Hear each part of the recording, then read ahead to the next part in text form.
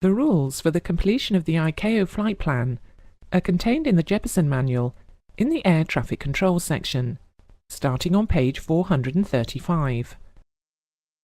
The form used is shown on page 434H of that section. This lesson will give an outline of the rules governing the completion of the flight plan. We shall start the lesson by asking, what is a flight plan?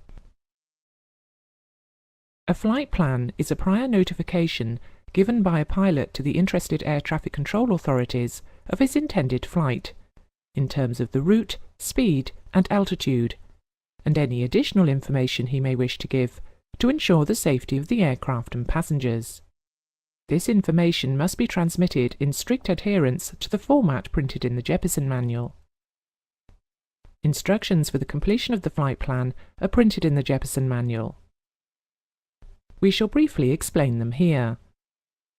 It is essential that at the end of each scene you revise that scene by reading carefully the instructions in the Jeppesen Manual.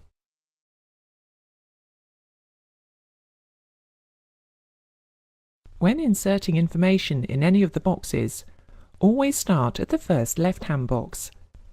Leave any spare spaces blank. All times are in 4 figures UTC. Elapsed times are also given in 4 figures, in hours and minutes. The shaded area at the top of the form is for use by air traffic and communications services. The data inserted by the pilot starts at item 7, under the heading Aircraft Identification. Item 7 shows the identification of the aircraft. This may be either the radio call sign, the aircraft operating agency, or the airframe number. The data should be inserted starting in the left-hand box and not exceed 7 letters. The flight rules in item 8 are I for IFR and V for VFR. Other options will be explained later in the lesson. The type of flight, whether it be schedule, non-schedule, general aviation, etc., is inserted as a single letter in the next box.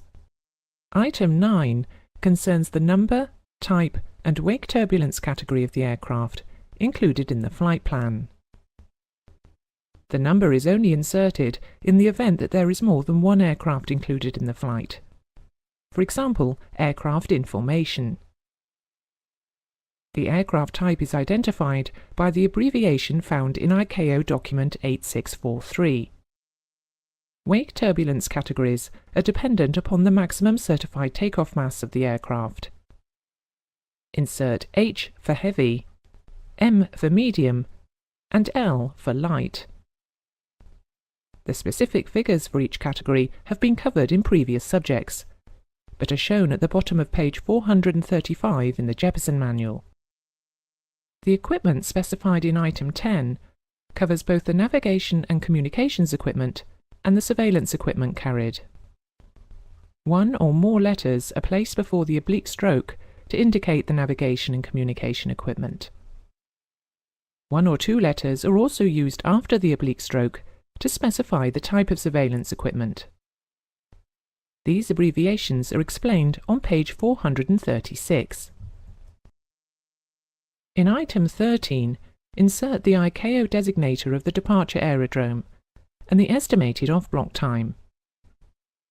If no ICAO designator has been assigned to the aerodrome, insert the letters ZZZZ and specify the name in item 18, which we shall cover later. After you have read the instructions for items 7 to 13 on pages 435 and 436, go to the next scene, in which we shall look at item 16. The instructions for the completion of this item are on page 438 of the Jeppesen Manual. Item 16 is self-explanatory. Insert the 4-letter ICAO designator for the destination airfield. The total elapsed time is from takeoff, not off-block time, to the destination in hours and minutes. If there is no ICAO designator for either the destination or alternate aerodromes, write the letters ZZZZ in the box and insert the names in item 18. Item 15 of the flight plan contains all the information pertaining to the cruise portion of the flight. There are many rules associated with this item, and strict adherence is necessary in order to avoid the flight plan from being rejected. You are strongly recommended at the end of this lesson to read thoroughly pages 436 to 438 of the Jeppesen Manual. The first box shows the true airspeed for the first cruising portion of the flight, expressed as knots, kilometers per hour, or as a Mach number. Kilometers per hour is shown as a K followed by 4 figures. Knots is shown by an N followed by 4 figures. And Mach number is an M followed by 3 figures. This is followed by the cruising level for the first or whole portion of the route, expressed either as a flight level or altitude. A flight level is shown as an F followed by 3 figures, and an altitude is shown as an A followed by 3 figures. These figures are in hundreds of feet. We shall next look at the route portion of item 15. We shall start by assuming that our departure airfield is connected to an ATS route. In this case, insert the route designator of the first or whole portion of the route. No other information is required until we come to a change of ATS route or speed or level change. We shall change our airway at a reporting point named Lillan. This is shown on the screen. Had our significant point Lillan not been assigned a name, it could have been indicated by its position in hold degrees as shown, or degrees and minutes, or as a bearing and distance from a navigation aid. Another position that must be shown is where there is a planned change of level or speed. The position may be indicated in any of the ways already mentioned, followed by an oblique stroke and the new speed and level. This must be done even if only one of the factors is changed. Earlier, we specified in item 8 that the flight would be conducted under IFR rules by inserting the letter I. Had we inserted Y in the box, this would have indicated that at some point the flight would change from IFR to VFR, or letter Z, which would show we would change at some point from VFR to IFR. This point is indicated in the route by any of the methods already shown. Had we put the letter Y in item 8, the point at which the flight rules change would be as shown on the screen. Alternately, if it had been Z in item 8, the position would be followed by IFR. If the whole or part of the flight is conducted outside of designated ATS routes, then the off-airway route is indicated by defining positions not more than 30 minutes flying time, or 200 nautical miles, or 379 kilometers apart. If the route is along an ATS route, but either or both the departure or destination airfields are not connected to it, the letters DCT, meaning direct, are used in item 15. In our example, the departure aerodrome is not along the airway. Therefore, item 15 will read direct to Kilo India Romeo, then along airway Alpha 1 to Kilo November Golf, then along airway Bravo 2, and so on. If both the departure and destination airfields are not connected to an ATS route, then item 15 will have direct to airway, then direct out. It may also be necessary to leave an airway in order to join another by using a non-designated route, as shown on the screen.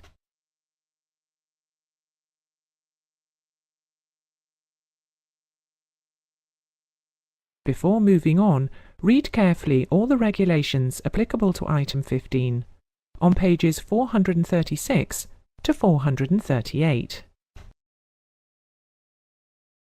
Item 18 is used for the inclusion of any other information that is not obvious from the previous items of the flight plan. Significant points such as FIR boundaries are included as elapsed times from takeoff and not estimated times of arrival. Therefore, the time at reporting point Lizard, as shown on the screen, is 50 minutes after departure, and not 0050 UTC.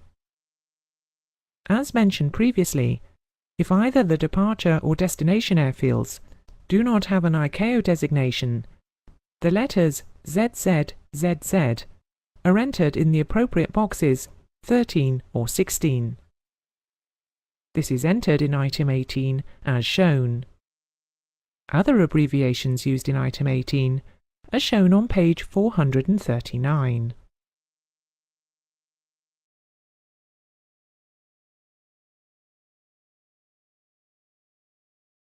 Finally, we come to Item 19, which is not transmitted with the rest of the flight plan. It is for use only in the event of an emergency, or if the aircraft is deemed to be overdue. The endurance in hours and minutes is total endurance and not safe endurance. Insert the number of persons on board if known, otherwise insert TBN. Under Emergency Radio, cross out with a large X those items which are not carried. The same rules apply to the non-carriage of survival equipment and life jackets. The remainder of Item 19, which involves dinghies, aircraft colours and markings, remarks, and the name of the pilot in command, are self-explanatory. Before handing the completed flight plan to the operations clerk, do not forget to sign it. The flight plan is now completed. Go back through the instructions contained in the Jeppesen manual. In the last lesson, we saw the format of the ATS flight plan. The completion of this type of flight plan is time-consuming, and so for certain circumstances, it is possible to use a repetitive flight plan, or RPL. This reduces the workload on ATS units. The format of a repetitive flight plan is shown on page 442 of the Jeppesen manual. There are strict rules governing the use of a repetitive flight plan, and failure on the part of the operator to comply may result in the cancellation of the flight plan. The repetitive flight plan can only be used for IFR flights which operate on the same day of consecutive weeks for at least 10 weeks, or every day for a period of at least 10 days. Permanent changes to an RPL should be submitted in the form of an amendment, at least 7 days prior to the change becoming effective. If, for operational reasons, the route or aircraft identification has to be changed on one particular occasion, the RPL is cancelled for that day and an individual ATS flight plan is submitted. It is the responsibility of the operator to inform the concerned air traffic unit of any expected changes to the RPL. We will now look at some of the individual items of the flight plan. Most of the column headings are self-explanatory, but some need clarification. On the top row, you can see in Item A the name of the operator. In B, the addressee, which is the name of the agency designated by the state to administer repetitive flight plans. In C, the departure aerodrome. In D, the 6-figure submission date in year, month and day. In E, the serial number, which is the last 2 digits of the year, followed by the sequential number of submissions for that year. In this case, this is the 12th submission. And lastly, in item F, the page numbers. Underneath item F is item G, which is headed Supplementary Data. This concerns the information which is contained in item 19 of the ATS flight plan. You will remember that item 19 is not transmitted, except in an emergency. The RPL is no exception to this rule, and so in item G is written the name of the contact who has access to that data.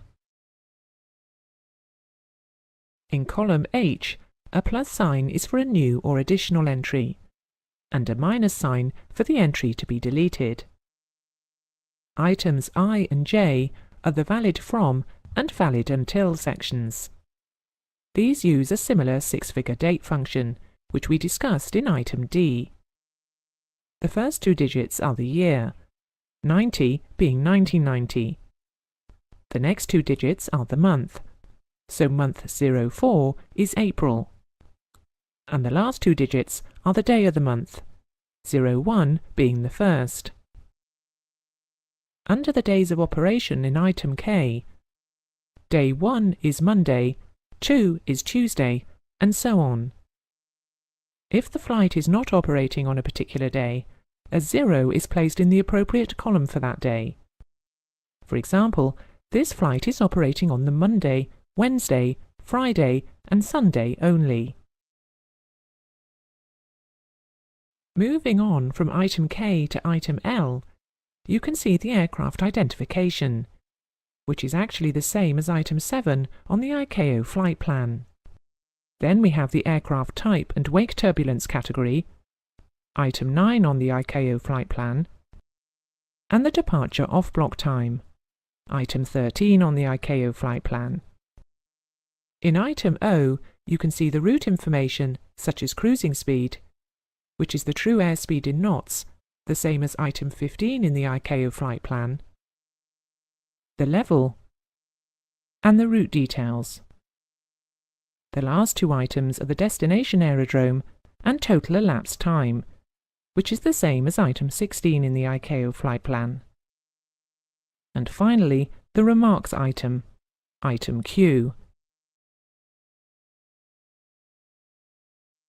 The majority of airlines use a form of computerized flight planning, which gives the crews up-to-date information regarding the route.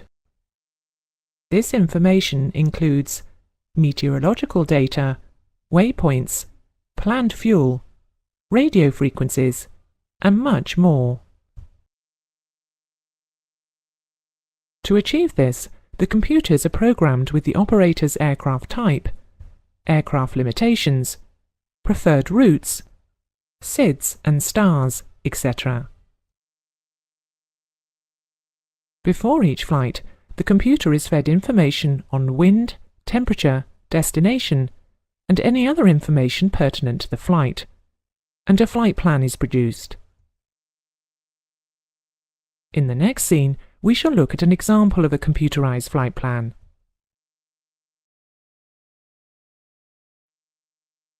A typical computer-generated flight plan is shown on the screen. This is a plan for a flight from Gatwick, EGKK, to Frankfurt, EDDF. In a previous lesson on fuel planning, we saw how the fuel load and consumption figures were displayed. We shall now put it all in context by going through each line. Line 1 shows that this is a flight from Gatwick to Frankfurt. The aircraft is a 757 cruising at Mach 0.8. It is an IFR flight on 30 September 92. Line 2 shows that this is a non-stop flight. Departure time is 18:30, and the figures are based on the meteorological forecast given at midnight on the 30th. PROGS is an abbreviation for prognostication, and the fuel quantities are given in kilograms. Although they do not have the same horizontal spacing, line 3 shows the sequence for the figures in lines 4 to 10. We can show this by reading the figures across line 4. In line 4, we read the point of arrival, POA, is Echo Delta Delta Foxtrot, Frankfurt. The trip fuel is 3,091 kilograms. Flight time 55 minutes. Route distance 362 nautical miles. And the estimated time of arrival is 1925 Zulu. The weight of the aircraft at takeoff is 77,390 kilograms. The landing weight, which is takeoff weight minus trip fuel, is 74,299 kilograms. The available payload is 12,500 kilograms, and the operational weight of the aircraft, 58,638 kilograms. The significance of these last two figures will be the subject of a later lesson. The fuel figures in lines 4 to 10 have been covered in a previous lesson and need no further explanation. Line 5 shows that the wind component used to plan a diversion to Echo Delta Delta Lima is minus 15 knots. That is a headwind component of 15 knots. Line 11 is the route summary, including the standard instrument departure, Dover 6M, and the standard arrival route, Nattenheim 1A. Line 12 shows that the average wind component for the route is plus 29 knots, which is a tailwind component of 29 knots. The maximum wind shear is 5 knots per 1,000 feet overhead the Kilo Oscar Kilo VOR. The average temperature is ISA +1, and the total nautical air miles is 337. The level 370, shown in line 13, is the preferred flight level for the cruise. Lines 14 to 16 compare the fuel consumption and route times for flight levels 370, 330 and 410, and line 17, the airfield elevation of Gatwick of 202 feet. Lines 18 and 19 give the headings for data in rows 20 to 41, and, like row 3, they give the sequence, although the spacing does not match. Rows 20 to 41 break down the route into sections at specific waypoints. At each of these route waypoints, the pilots can check their planning data against the real-time data and confirm things such as estimated time of arrival, fuel remaining, ground speed, and so on. Carrying out these checks ensures the pilots are constantly aware of the flight planning data, and any changes can be easily picked up and resolved.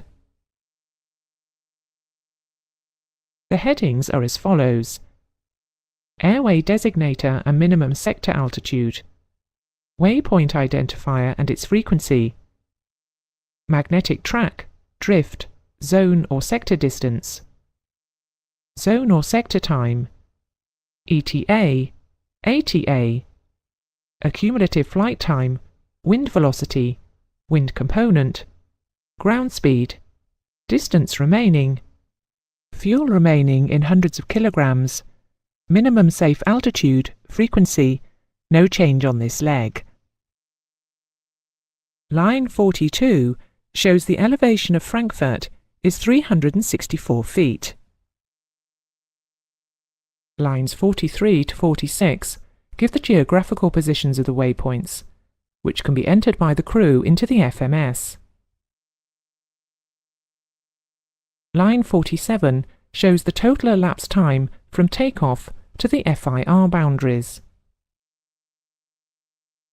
The last rows, 48 to 56, are a computerized version of the ATS flight plan.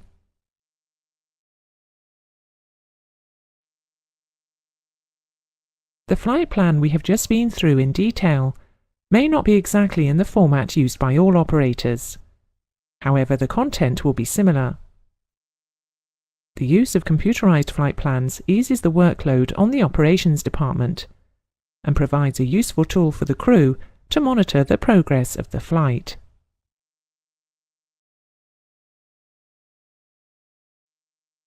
In order to maximize revenue, an aircraft operator must ensure that his aircraft carry as much payload or traffic load as possible. However, every aircraft is restricted by stringent structural and performance limitations, which often mean that the traffic load on a particular flight has to be reduced to ensure the aircraft's safety.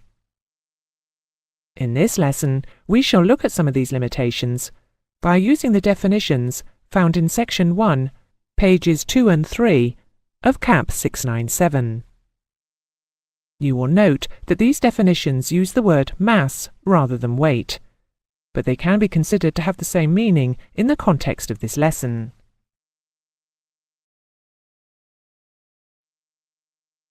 The first definition is dry operating mass, often abbreviated to DOM. This is the total weight of the aeroplane ready for a particular operation, but without fuel and traffic load. It will have everything else on board for the flight, including the crew and their baggage, in-flight catering equipment, food and beverages. In fact, everything except the passengers, cargo and fuel. The traffic load is the mass of passengers, baggage and cargo, including any non-revenue load. The zero fuel mass is the dry operating mass plus the traffic load, but without any fuel. We next come to the definition of maximum zero fuel mass, MZFM, which is the maximum permissible mass of the aeroplane with no usable fuel. The reason for this limitation is that the majority of the fuel is carried in tanks within the wings. If there is no usable fuel in the wing tanks, the fuselage becomes disproportionately heavy, and undue stress is placed on the wing roots. If the aircraft is at its maximum zero fuel mass, any increase above this limit must be fuel only. The maximum zero fuel mass may determine the amount of traffic load that can be accepted.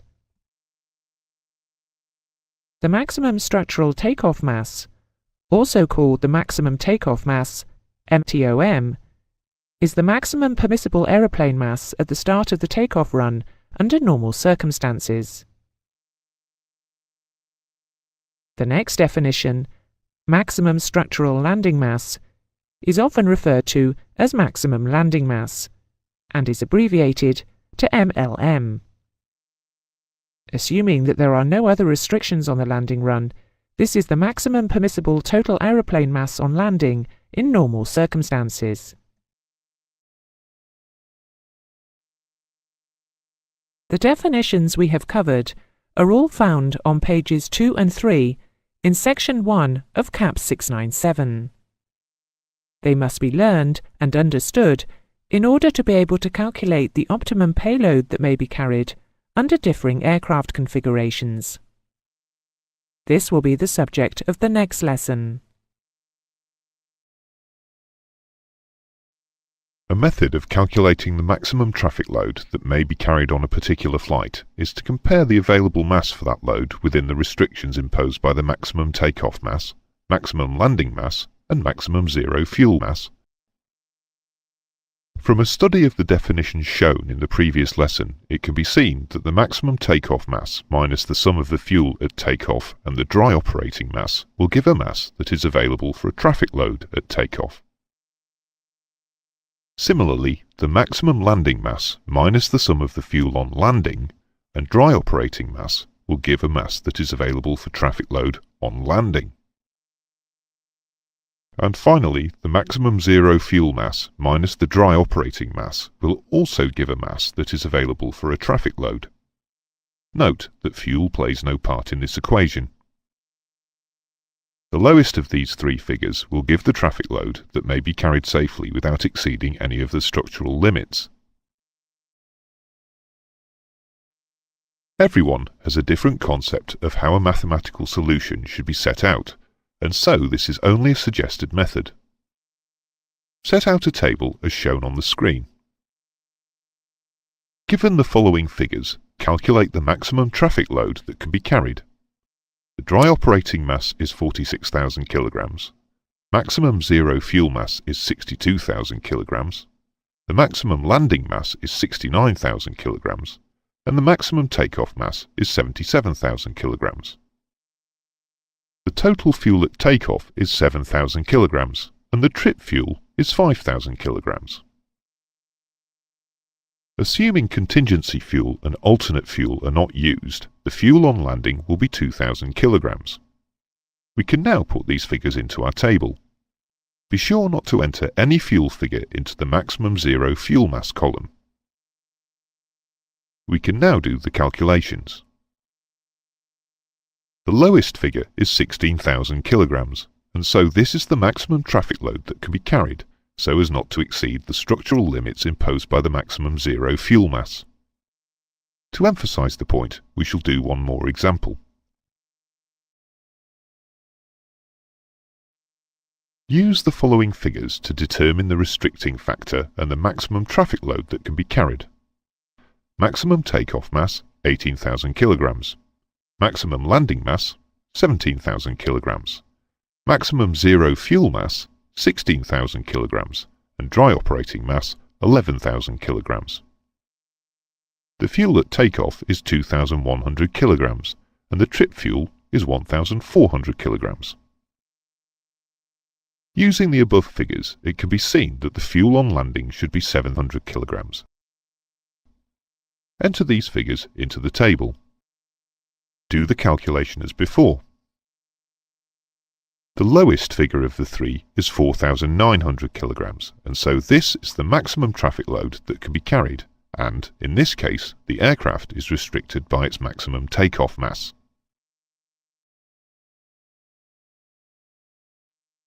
The method of calculation demonstrated in this lesson can be used to solve any of the traffic load questions in the examination.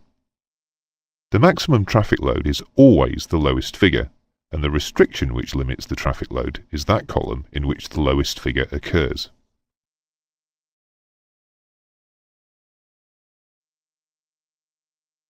We are now going to study one of the most important safety considerations in long-haul flying.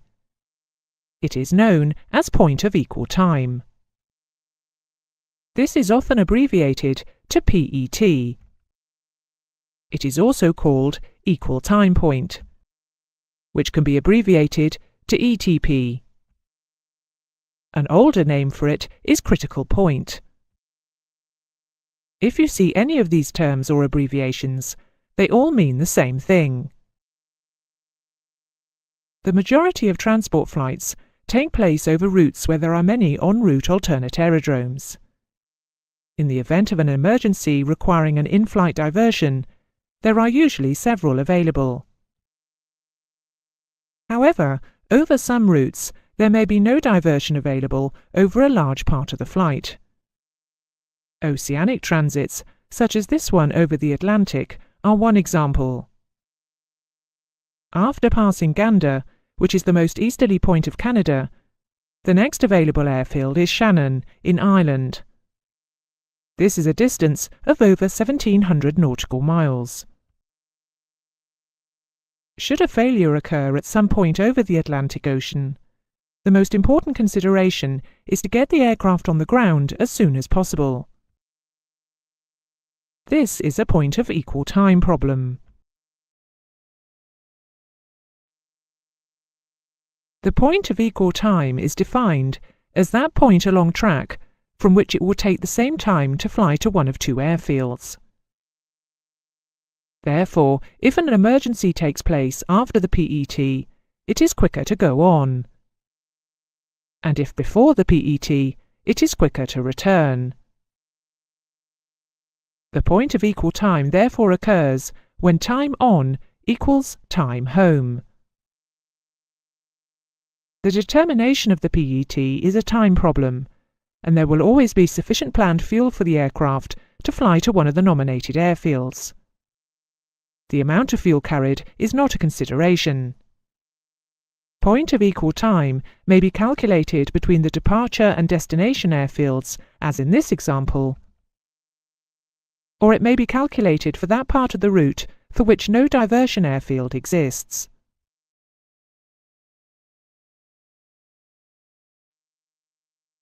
Let's look at a practical example and see what factors determine point of equal time. Let's assume a route 400 nautical miles long with no diversion between the start and finish airfields. Let's assume that the aircraft has a constant TAS of 200 knots and that there is no wind. In that case, the calculation is a simple one. The point of equal time is also the point of equal distance. It occurs halfway along the route. We do not take the time to turn into consideration. Turning through 180 degrees at rate 1, 3 degrees a second, takes only 1 minute. This is negligible compared with the total flight time. If we continue onwards, we will have 200 nautical miles to cover at a ground speed of 200 knots. But also, if we come home, we will also have 200 nautical miles to cover at a ground speed of 200 knots. Now, we'll leave the halfway mark on the diagram, just for reference. But we'll look at the effect of a 50-knot headwind all the way along the route. Now the ground speed onwards will be 150 knots, while the ground speed home is 250. The point of equal time has now moved forwards to a distance of 250 miles from the departure point. The distance onwards will be 150 miles at 150 knots, and the distance home will be 250 miles at 250 knots.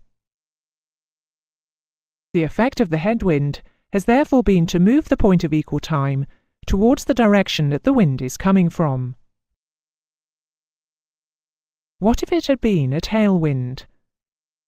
Let's now imagine that we're flying over the same route on a different day, and this time the mean wind over the whole route is a tail component of 30 knots. In this case, the ground speed onwards will be 230 knots, whilst the ground speed home is 170. The point of equal time moves backwards to a distance of 170 miles from the departure point.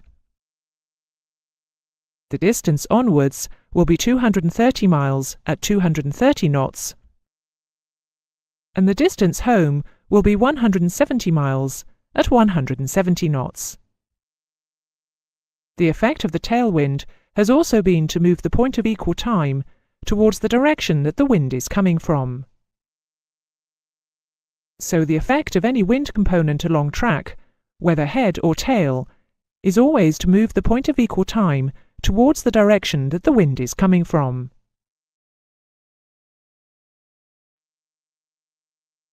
Let's now derive the formula to calculate point of equal time in general terms using algebra. We'll call the distance between our two diversion airfields d. Somewhere along the route is the point of equal time. We don't know where it is yet. This is what the equation is going to find out for us. So it's an unknown distance, x. We'll call the onward ground speed from the point of equal time o, and the homebound ground speed h. The basic definition of point of equal time means that the time onwards must be the same as the time home. But time is distance divided by ground speed. For example, if you have 100 miles to drive and your speed is 50 miles an hour, it would take you 2 hours. The distance home is x, and the ground speed home is h. If the total distance is d, and the distance home from the PET is x, then the remaining distance onwards from the PET must be d minus x. and the ground speed onwards is O. We are trying to find x, so we need to isolate it on one side of the equation.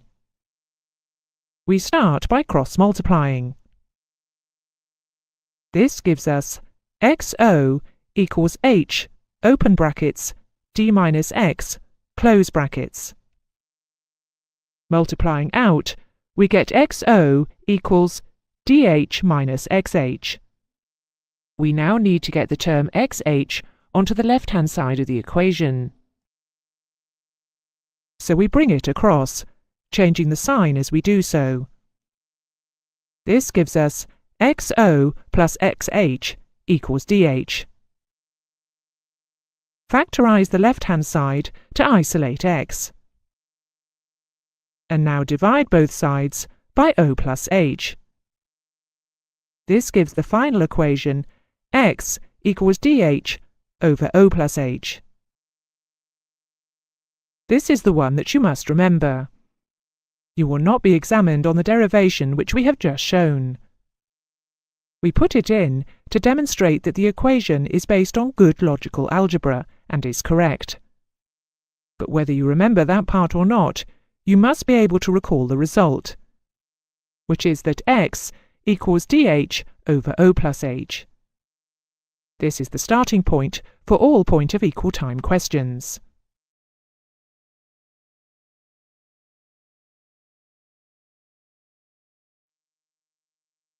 We'll now try some simple worked examples using the formula and demonstrate that the algebra gives the same results as our earlier basic navigation calculations. Assume a total distance of 500 nautical miles and a true airspeed of 300 knots. Let's start off with a still air case. In this situation, O, the onward ground speed, is 300 knots. And h, the homebound ground speed, is also 300 knots. Let's write the formula down. X equals dh over O plus h. D is 500, and O and h are both 300. So x, the distance to the point of equal time, is 500 times 300 over 600, which comes to 250 nautical miles. This is halfway, which was exactly what we found when we did a still air example earlier. Now let's see what the effect of 60 knots headwind will be. Again, the total distance is 500 nautical miles, and the true airspeed is 300 knots. However, this time we have 60 knots headwind.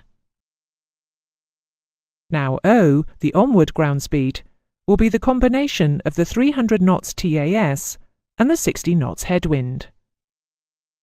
This gives an onwards ground speed of 240 knots.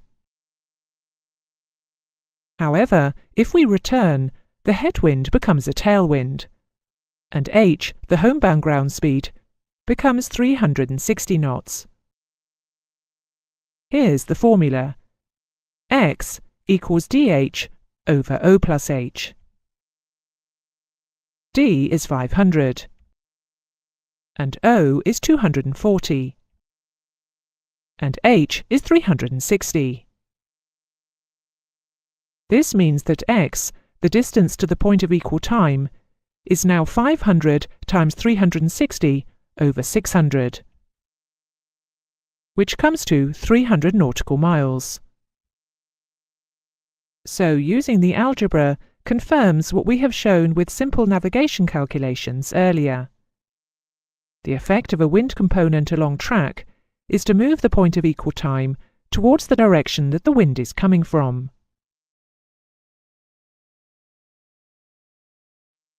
Now let's consider 60 knots tailwind. This time O, the outbound ground speed, will be the combination of the 300 knots TAS and the 60 knots tailwind. This gives an onwards ground speed of 360 knots. However, if we return, the tailwind becomes a headwind, and h, the homebound ground speed, becomes 240 knots. Here's the formula again. X equals dh over O plus h. D is 500, and O is 360, and h is 240. This means that x now becomes 500 times 240 over 600, which comes to 200 nautical miles.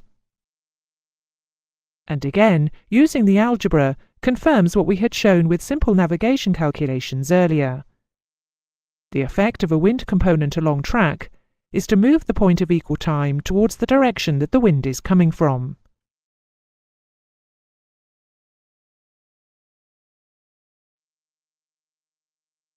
So let's summarize this lesson. The point of equal time is defined as that point along track from which it will take the same time to fly to one of two airfields. It is calculated from a simple formula, which must be learnt. D is the distance between the two airfields being considered. X is the distance from the start to the point of equal time. The onward ground speed from the point of equal time is called O, and the homebound ground speed is called h.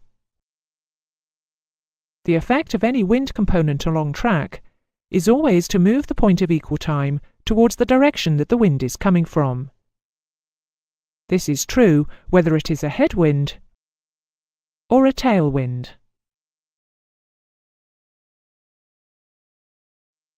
Recapping our previous work, there are situations when there may be no diversion available for a large part of the flight. Oceanic transits, such as this one over the Atlantic, are one example. The point of equal time is defined as that point along track from which it will take the same time to fly to one of two airfields. If an emergency were to occur after the PET, it would be quicker to go on. And if before the PET, it is quicker to return. The point of equal time therefore occurs when time on equals time home. It is affected by wind component along track, so will vary from flight to flight, even along the same route. It can be found from the formula that x equals d times h over O plus h. This is the starting point for all point of equal time questions. Up until now, we have assumed that the wind component remains constant all the way along the route. For instance, in this example, we had a total distance of 500 nautical miles and a true airspeed of 300 knots. The wind component was 60 knots head. This was valid for the whole of the route. This made O, the onward ground speed, 240 knots. And h, the homebound ground speed, was 360 knots. We substituted into the equation x equals d times h over O plus h, and calculated x to be 300 nautical miles. This gave us a distance of 300 nautical miles from the departure airfield to the point of equal time. However, this idea of a constant wind component all the way along the route does not always reflect reality. Over a long track, such as the North Atlantic, the wind may well change, particularly if the route crosses a weather front. We're going to show this in the following scenario. We have a route distance of 2,050 nautical miles, from last point of diversion A to next available diversion B. The aircraft's true airspeed is 475 knots. When we start off, the wind component is 45 knots tail. We're going to assume that the wind changes approximately halfway along the route, close to where the point of equal time occurs. Clearly, this is something of an assumption, because the wind itself affects the position of the point of equal time. However, wind forecasting is not always a precise science, and this supposition is going to be near enough for practical purposes. From the point of equal time onwards, the wind component is assumed to be 10 knots head. This means that O, the onwards ground speed, is 465 knots, and H, the homewards ground speed, is 430 knots. Now we substitute into our usual equation x equals d times h over O plus h. D is 2050, O is 465 knots, and h is 430 knots. If you get your calculator out and do the maths, you will find that the distance to the point of equal time is 985 nautical miles. Just so that you get used to the terminology, we'll use the term critical point for the point of equal time from now on. It's almost as common, and you should be familiar with it. We now need to work out the time to the critical point. This is an important piece of information, as we shall shortly show. The first thing to notice is that the ground speed to the critical point is not O if the wind changes. O assumes a headwind component of 10 knots, but out to the critical point, the wind component is 45 knots tail. Therefore, a TAS of 475 knots plus a tailwind of 45 knots gives a ground speed out to the critical point of 520 knots. So our time to the critical point is 985 nautical miles at a ground speed of 520 knots, which comes to 113.5 minutes. Let's check the algebra out now. If the distance to the critical point is 985 nautical miles, and the total distance d is 2050, simple subtraction tells us that d minus x, the distance onwards from the critical point, is 1065 nautical miles. If you get your calculator or nav computer out, you find that the time onwards, that is 1065 nautical miles at 465 knots, comes to 137.5 minutes. And the time home is 985 nautical miles at a ground speed of 430 knots, which also comes out to 137.5 minutes. There are some emergencies that require a landing as soon as possible, but do not involve a change of true airspeed. A sick passenger or perhaps a generator failure might be examples. However, in many instances, an onboard emergency will involve a loss of altitude. For example, an engine failure will result in a drift down to a stabilizing altitude, and a pressurization failure would require an immediate descent to 10,000 feet. This will almost invariably involve a loss of TAS. We are now going to assume that flight at a lower altitude following an emergency has reduced our TAS to 380 knots. This will affect our ground speeds. O, the onwards ground speed, is now 370 knots. And H, the homewards ground speed, is now 335 knots. As always, x equals d times h over O plus h. D is 2050. O is 370 knots, and h is 335 knots. Again, get your calculator out and do the maths. The distance to the critical point is now 974 nautical miles. Now let's see what the new time to the critical point is. There is an important point for you to understand here. Even though we are dealing with a one-engine out critical point, we still use the all-engine TAS to find the time to it. If an emergency necessitating a reduced TAS were to occur before the critical point, it would be unthinkable to continue onwards to it. You would go back. You don't need to know the one engine out time to the critical point. You would never use it. Emergencies do not occur on the vast majority of flights. They proceed without incident. However, when we are flying on a normal all-engines routine flight, we still want to know whether we have reached the one engine out critical point yet, in order to allow us to make a decision where to go if we should lose an engine. We therefore calculate the time to the one engine out critical point at the all-engine speed.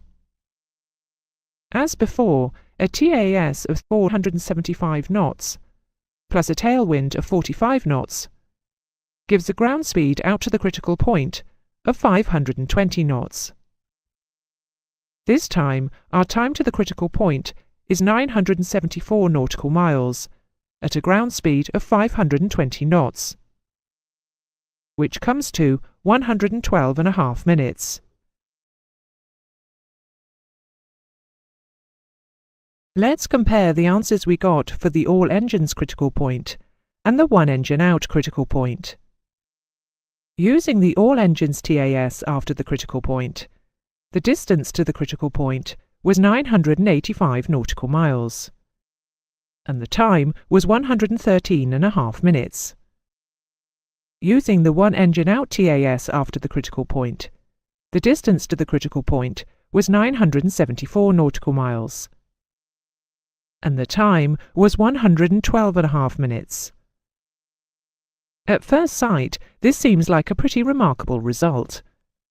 The TAS from the critical point has reduced from 475 knots to 380. That's very nearly 100 knots. And yet the position of the critical point has moved by only 11 miles over a route distance of 2,000 miles. Why is this? Think about it for a while and try to come up with your own answer before you click to continue. The reason that we get such a small shift in the position of the critical point, even though the TAS has changed by nearly 100 knots, is that the position of the critical point depends on the ratio of O to H. If the wind component is not very strong in comparison to the true airspeeds involved, that ratio does not change much. The ground speeds change significantly, but their ratio to each other does not. In this example, O included 10 knots headwind, and H included 45 knots headwind. That is a difference of only 35 knots headwind. Whether the TAS is 475 knots or 380 does not make a lot of difference to the ratio of the ground speeds. Now, the idea of the critical point is that it is pre-calculated as part of the flight planning process.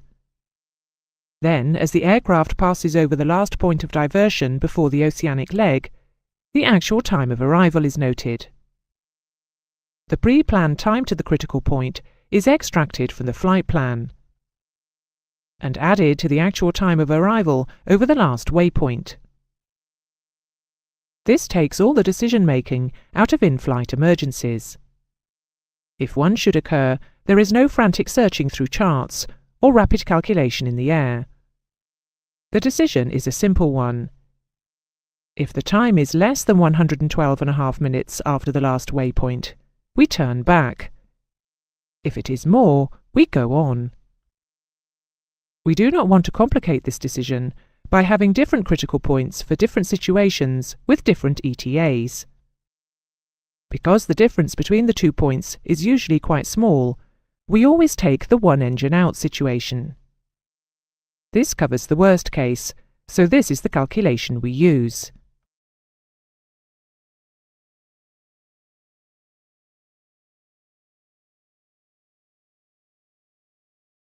The all engines time to the critical point is usually very similar whether we take the all engines or the one engine out point. However, if we use the reduced TAS after the critical point, the time to the alternate airfield will obviously increase. The distance to the one engine out critical point X was 974 nautical miles. With a total distance d of 2050 nautical miles, the distance onwards from the one engine out critical point is 1076 nautical miles. O, the reduced ground speed onwards, is 370 knots. And H, the reduced ground speed home, is 335 knots. As before, if you get your calculator or nav computer out, you find that the time onwards, that is 1076 nautical miles at 370 knots, comes to 174.5 minutes. And the time home is 974 nautical miles at a ground speed of 335 knots, which also comes to 174.5 minutes. The time we calculated using the all engine speeds after the critical point was 137.5 minutes. This is shorter by 37 minutes.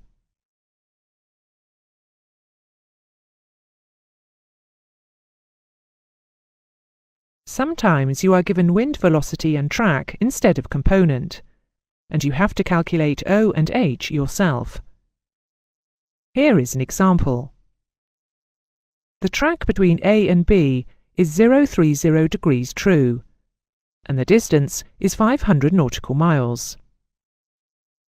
The aircraft has a true airspeed of 180 knots. The forecast wind all the way along the route is 35 knots from 090 true. What is the distance and time to the PET?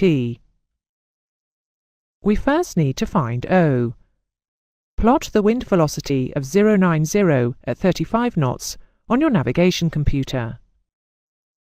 Rotate the inner scale to put the outbound track of 030 against the 12 o'clock index, and move the speed scale to put 180 knots TAS under the centre circle. You can see that this gives an initial 11 degrees of port drift. You now need to balance the drift in order to get an accurate ground speed. Rotate the scale until the heading reads 040 degrees, with 10 degrees of port drift. This gives you a track of 030.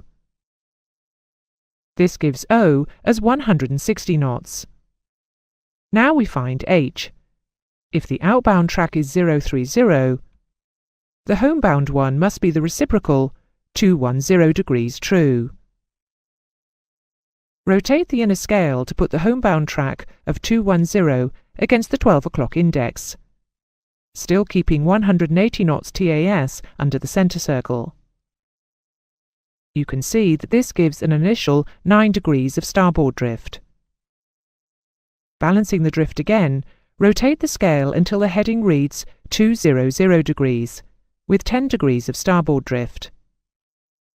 This gives you a track of 210 and gives H as 195 knots. The TAS was 180 knots. Notice that O was 160, giving a 20 knots headwind component. H is 195, giving you a 15-knot tailwind. This becomes obvious when we look at the triangle of velocities. The outbound track is 030. Plot in the wind, 090 at 35, downwind. With a pair of compasses, draw arcs corresponding to 180 knots of TAS, and draw in the lines corresponding to the air vectors. This is O, with its heading of 040, and this is H, with its heading of 200. You can see that the geometry of the triangle of velocities does not always give a tailwind component of the same value as the headwind reversed. You have to solve the triangles with a navigation computer in both directions. If you make approximations of the wind component, using rule of thumb methods, or assume that the tailwind component is the headwind component reversed, you may well get the wrong answer.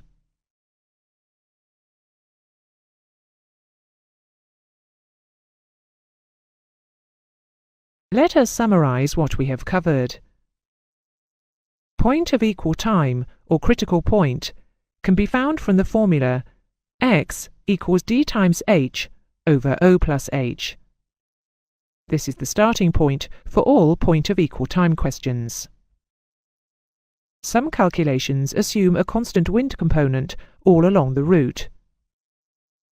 However, the forecast wind may well vary over the flight. This is not a problem, because the equation deals with this situation as long as the wind change point is assumed to be the critical point. Forecast wind along a route can be split into two halves, and then averaged over each half. Emergency situations may also result in a loss of altitude and power, and consequently a reduction in TAS. The same equation also covers this case, as long as the reduced TAS is used in the calculation. However, if a reduced TAS is used to calculate the position of the critical point, the time to the critical point is still based on the all engines ground speed.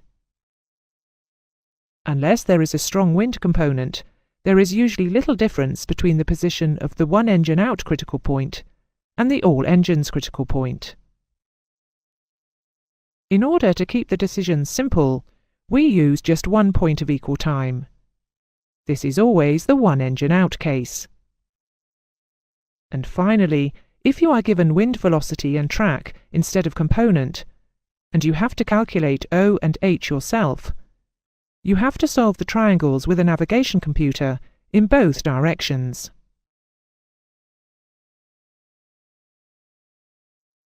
ETOPS stands for Extended Range Twin Engine Operations. It is a regulatory framework to control the conduct of operations of twin-engined aircraft when their route takes them a long distance from the nearest diversion. Let's start by first considering normal non-ETOPS operations. The majority of transport flights take place over routes where there are many en route alternate aerodromes. In the event of an emergency requiring an in-flight diversion, there are usually several available. Where there are no en route alternates, we have a procedure to establish point of equal time, otherwise known as critical point. However, proceeding for a long period with one engine out carries risks which have to be regulated and minimized. Traditionally, such operations were considered unacceptable for twin-engined aircraft. For this reason, before 1985, long-range oceanic flights had to be carried out by 3 or 4 engine aircraft. Under EASA rules, unless specially authorized by the controlling authority, a Performance Class A public transport twin-engined aircraft shall not fly a route that takes it more than 60 minutes flight time at its one engine out speed from an alternate. This is laid down in CSOPS, which was formerly known as JAROPS. Clearly, this imposes operational limitations. Here is the direct route from London to New York. This can be flown by 3 or 4 engine aircraft. However, consider a twin-engined aircraft. Let's put in some alternate airports. And now we'll draw in some circles representing 1 hour's flight at the one engine out true airspeed. You can see that this route leaves a gap between Shannon and Gander. A twin-engined aircraft not covered by ETOPS regulations would therefore have to fly this longer route in order to stay within the 1 hour range circles. This adds to cost and the time.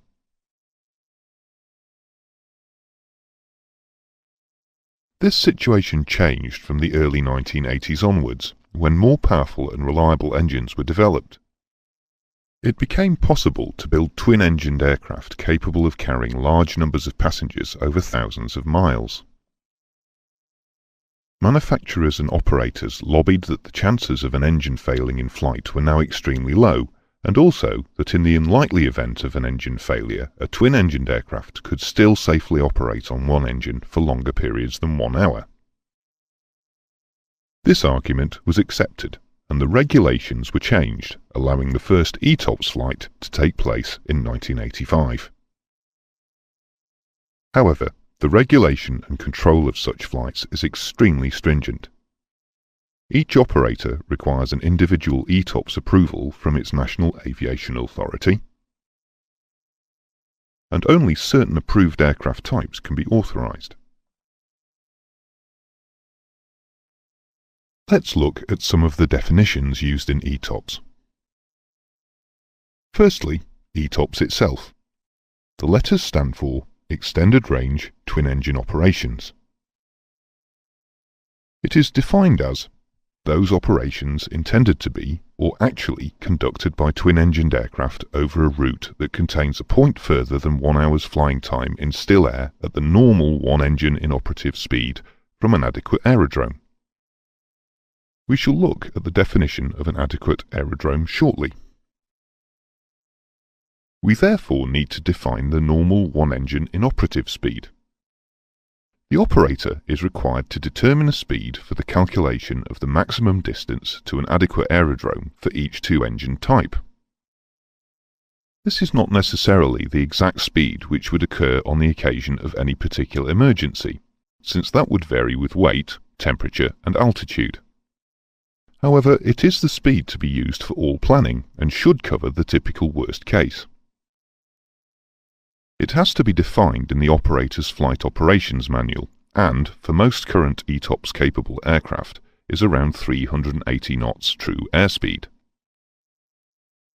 The threshold time is the maximum time that a twin-engined aircraft is permitted to fly on one engine on any route unless it is governed by ETOPS regulations. It is 60 minutes.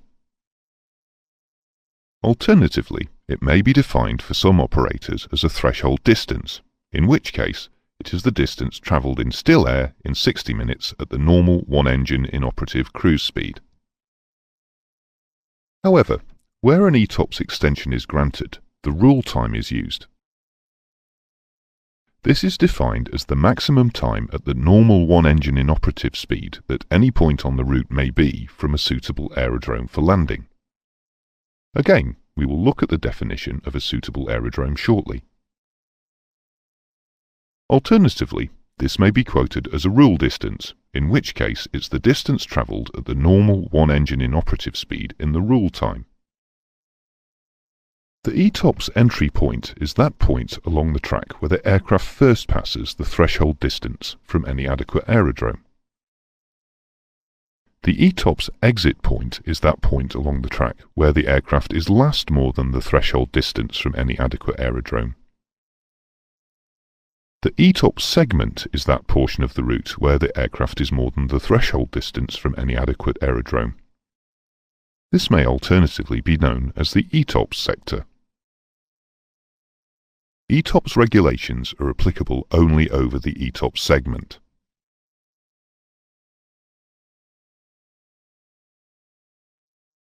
We now come to the definitions of an adequate aerodrome and a suitable aerodrome.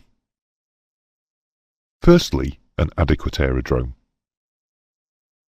For every proposed ETOPS route, the operator must compile a list of alternate aerodromes to be used. These must be approved by the operator's National Aviation Authority and listed in the Company Flight Operations Manual. The runways must be long enough for the operator's aircraft types and must have a suitable surface and load-bearing capacity. The runway lighting must meet approved standards. There must be adequate air traffic controls facilities. Communications equipment must meet certain standards. There must be navigation aids and an instrument approach and letdown aid, ILS or ground radar. There must be appropriate weather reporting facilities. And fire and emergency services must meet requirements for the number of passengers to be carried. Neither the company nor the aircraft commander of any flight has the authority to use any other alternate aerodrome on this route without approval from the National Aviation Authority, followed by an amendment to the Company Flight Operations Manual. So, what is the difference between an adequate aerodrome and a suitable one? For any particular flight, the aircraft commander selects from this list of adequate aerodromes the ones that he will nominate as his alternates. Their weather must be forecast to be within limits at the time. The navigation and letdown aids must be serviceable. The fire cover must be in place.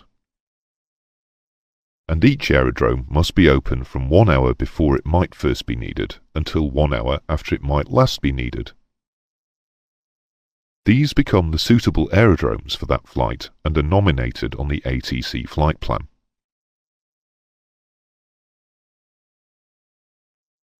We said earlier that ETOPS flights are subject to more stringent regulation and control than normal non-ETOPS operations.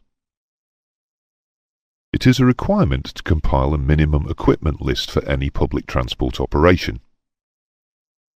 However, for ETOPS operations, the existing MEL must be re-evaluated and adjusted as necessary to reflect the higher safety standards required for prolonged operation on one engine. These will include reappraisal of such systems as hydraulics, electrics,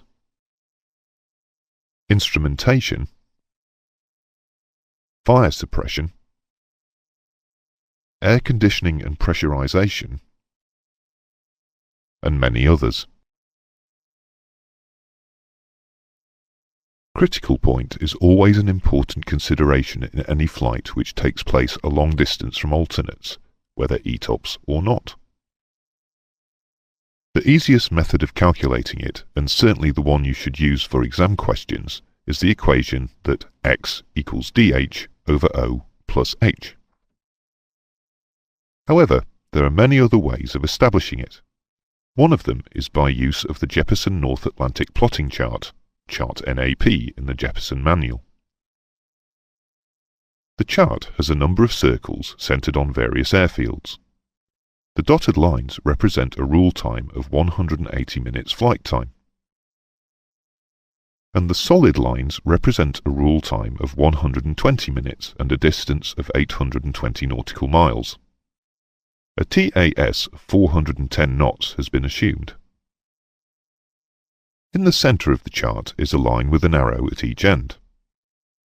The left arrow points to Charlie Yankee Quebec X-ray, which is Gander, and the right one to Echo India November November, which is Shannon.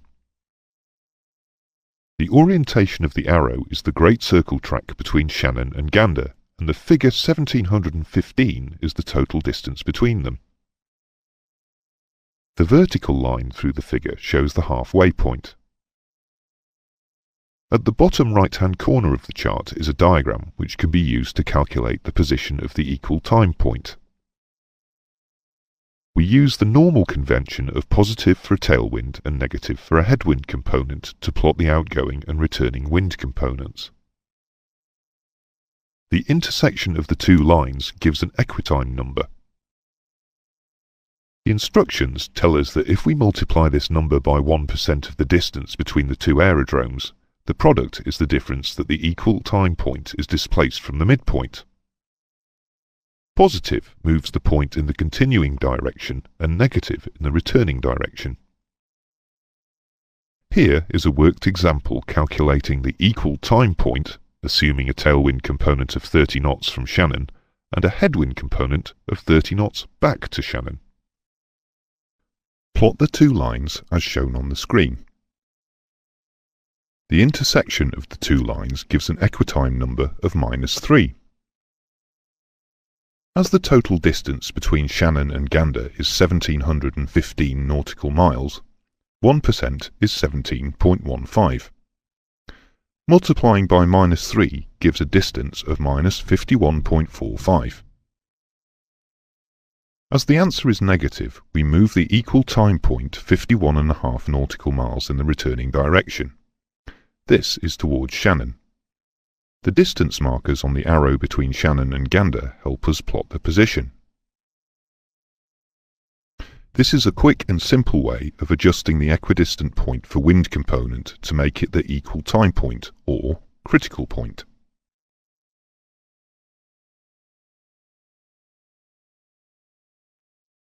The Jeppesen graphical method of establishing critical point requires the graph to be included on the published chart.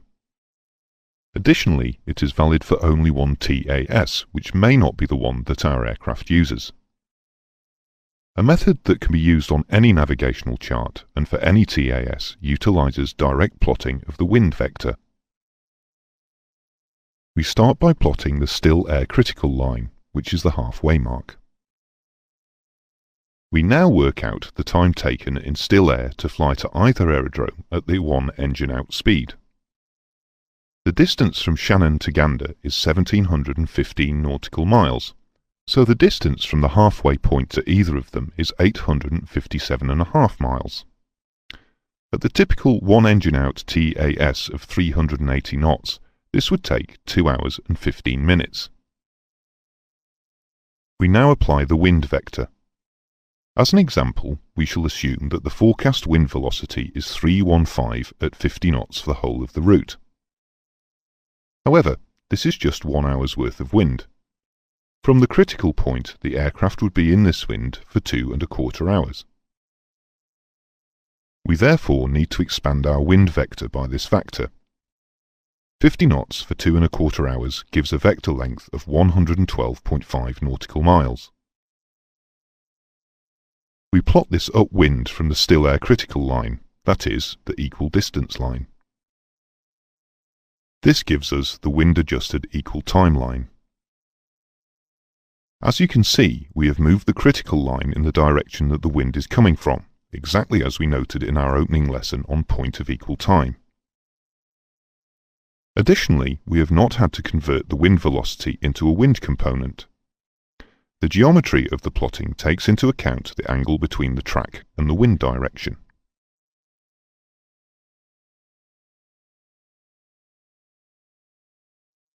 This plotting method is particularly useful because it is the only one, apart from computer-based solutions, which can deal with critical points between multiple bases.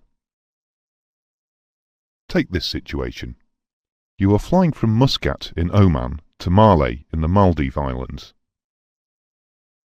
You select, as your en route alternate, Mumbai in India. Clearly, for the first part of your route, your nearest diversion is Muscat. Somewhere in the middle you would be better off going to Mumbai. And towards the end you should go to Malé. How do we calculate where these changeover points occur? There is obviously one equal time point between Muscat and Mumbai, and another one between Mumbai and Malé. We use a graphical solution. We draw a construction line between Muscat and Mumbai, and then add the perpendicular bisector so that it meets the track. We have now constructed an isosceles triangle. This distance here must be the same as this distance here. This gives us an equidistance line here. We now need to correct for the wind. Let's assume that the wind is from 240 at 30 knots and that the still air flight time to either alternate is 1½ hours. This gives us a total vector of 240 at 45. We apply this to get the equal time line. Now, carry out the same exercise between Mumbai and Malé. First, the construction line. Then, the perpendicular bisector. Here's our isosceles triangle, with this side the same length as this side. Again, we apply our wind velocity factored for the appropriate flight time to get equal time point 2. So in this part of the route we would return to Muscat. Here we would divert to Mumbai. And here we would continue to Malé.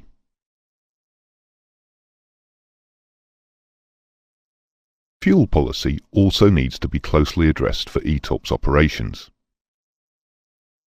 Imagine an aircraft on an ETOPS segment between Shannon and Gander. The aircraft has arrived at the critical point and the flight is proceeding normally and there is no emergency. How much fuel is required to complete the flight? Firstly, we need the trip fuel for the remaining part of the flight. We also require the remaining contingency fuel, which is usually 5% of the remaining trip fuel. Alternate fuel is required. And we also need to have final reserve fuel. Let's assume that, as an example, this amount comes to a total of 6,800 kilograms. Now imagine the aircraft to be back at the critical point, but this time we have an engine failure. The aircraft will drift down to its stabilizing altitude. The actual altitude on the day will depend on weight and temperature, but for most modern airliners it will be in the medium to high 20,000s of feet. We will assume that it is flight level 250. The lower altitude and slower true airspeed will result in a longer flight to the alternate and an increase in the fuel required. If the aircraft had proceeded back from the critical point, it would have taken the same time and used a very similar amount of fuel. However, a pressurization failure could be a worse case. It would be essential to initiate an immediate descent to flight level 100. This would reduce the speed and increase the fuel consumption still more. This would be followed by a letdown and an instrument approach to the airfield. And again, if the aircraft had proceeded back instead of onwards from the critical point, it would have taken the same time and used a very similar amount of fuel. A pressurization failure might be caused by a leak or mechanical failure, in which case both engines would still be available. However, it might be that an engine had failed and the one which had failed was the one which powered the pressurization system. Each of these situations uses a different amount of fuel and we have to cover the worst case. The rules for the required fuel following an engine failure are not quite the same as the normal case.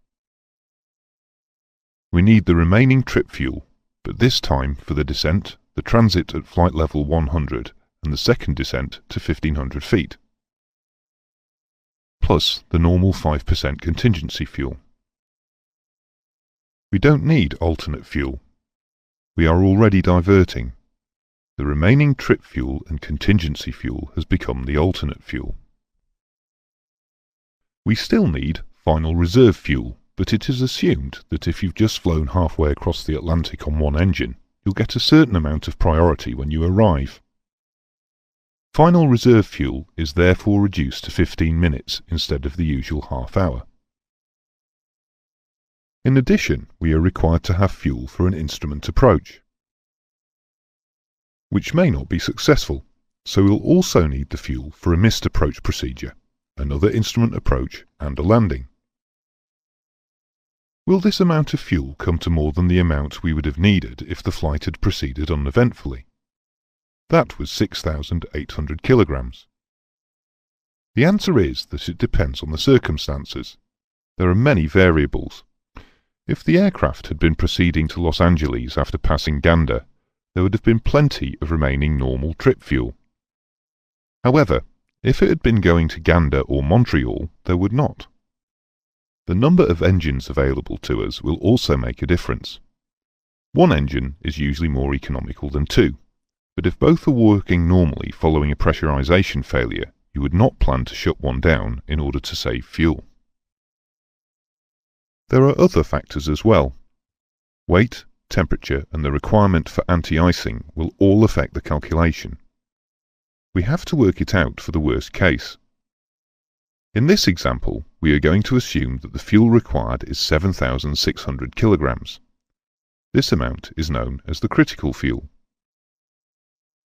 The difference between the critical fuel and the normal fuel is called additional fuel and has already been covered earlier in the course as part of basic fuel policy. In this example, the additional fuel would be 800 kilograms.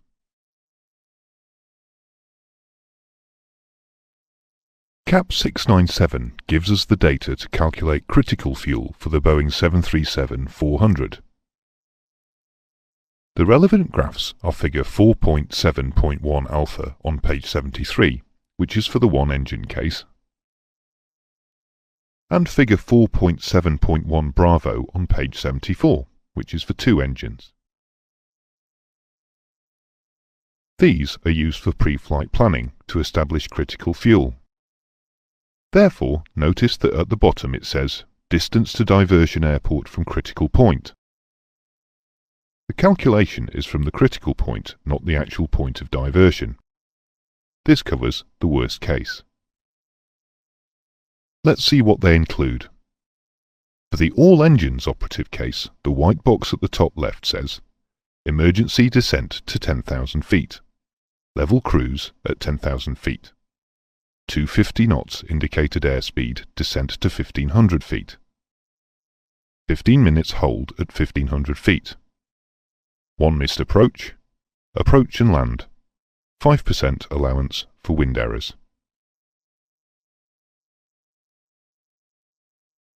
For the one engine inoperative case, it is the same except for the last line where we have the words includes APU fuel burn. This is because the engine which has failed may be the one which supplies essential services such as electrics or hydraulics.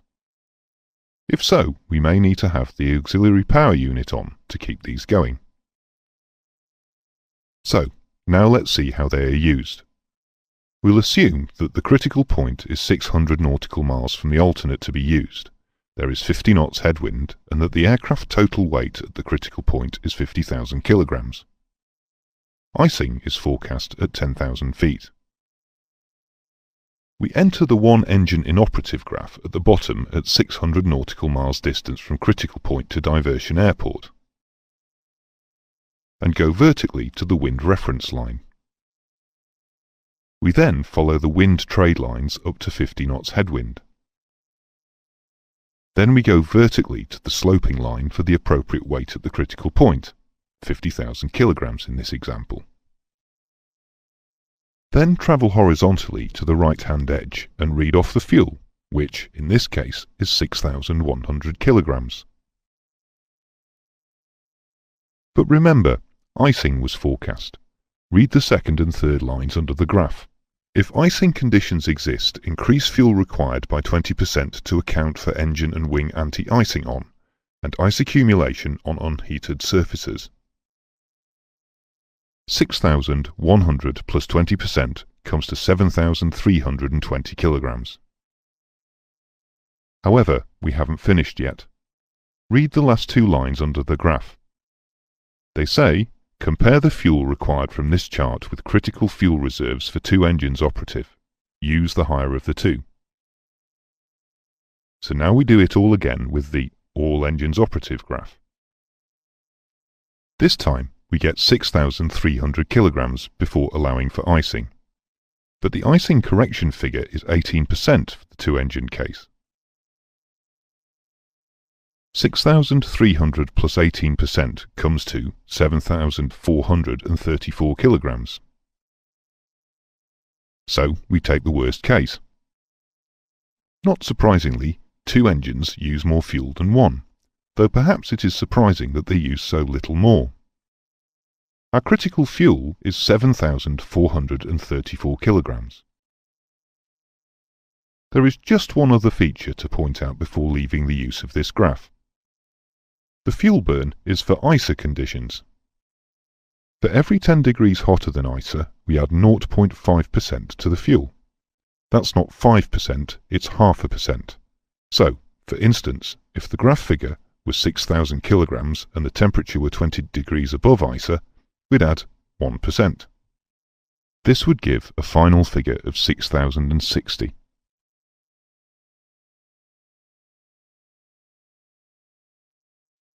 We also need to be able to use the area of operation table at figure 4.7.2 on page 75 of CAP 697. The ETOPS area of operation is defined as the area within which the operator is authorized to conduct extended range operations. This area will be specific to each route. For instance, the distance from Shannon to Gander is 1715 nautical miles. Therefore, the area of operations will be half that figure, 858 miles.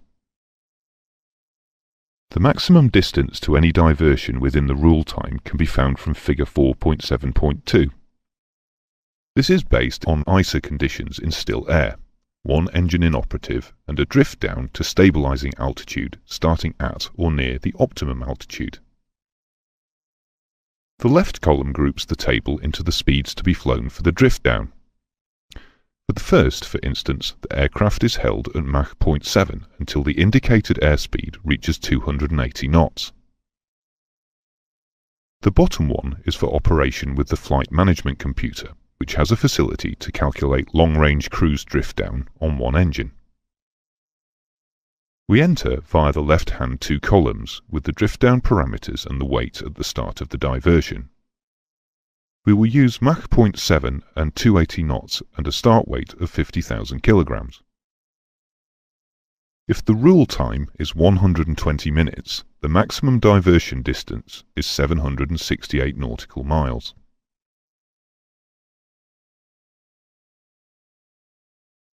Finally, we come to the in-flight diversion graph. This is different from the two we looked at earlier. You will remember that they were for planning purposes and were from the critical point to establish the critical fuel. However, that was for planning to cover the worst case. If a crew experiences an in-flight emergency, they are not going to proceed to the critical point. They will divert from wherever they are. Figure 4.7.3 on page 76 is for in-flight diversion. Note that the caption at the bottom says, "Distance from point of diversion to alternate." It works just like all the other simplified fuel planning graphs. We will use the following figures as an example. Distance to diversion, 800 nautical miles. Weight at start of diversion, 45,000 kilograms. Stabilizing altitude, flight level 260. 50 knots tailwind. Temperature is ISA -10. And if we follow the lines in the usual way, we get 3,700 kilograms and 2 hours flight time.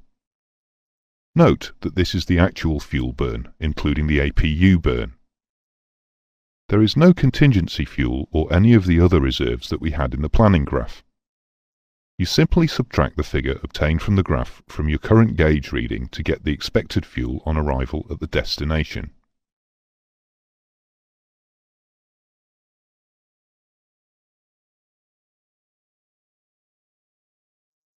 Any airline which is sophisticated enough to operate ETOPS will use computer flight planning.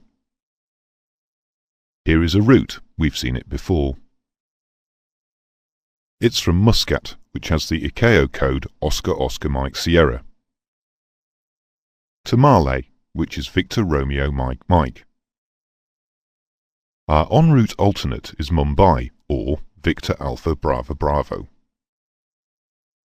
There is an equal time point between Muscat and Mumbai, where the time back to Muscat is the same as the time to fly to Mumbai. And there is a second equal time point between Mumbai and Marley, where the time to Mumbai is the same as the time on to Marley. This is what the computer flight plan looks like. Block 1 tells us that the time from takeoff to equal time point 1 is 1 hour 30. And from takeoff to equal time point 2 is 2 hours and 18 minutes. Block 2 gives us the calculated position of equal time point 1 and tells us that it is between Muscat and Mumbai. If we go back to Muscat, our minimum off-route altitude or safety altitude will be 9,700 feet. If we divert to Mumbai, the safety altitude will be 7,700 feet. The track back to Muscat is 325 and on to Mumbai is 072. Do these look right? Let's look at the route. This should be 325. That looks about right. And this should be 072. That looks good as well. The planned flight levels are 100 in each case, to cover a pressurization failure. And here are the distances. Note that they are close, but not identical. This is the effect of wind. And here are the times. These have got to be the same. The one-engined IAS is 320 in each case. But the TASs are different. The one to Mumbai is slightly higher. Why do you think this is? After all, the flight levels and IASs are the same.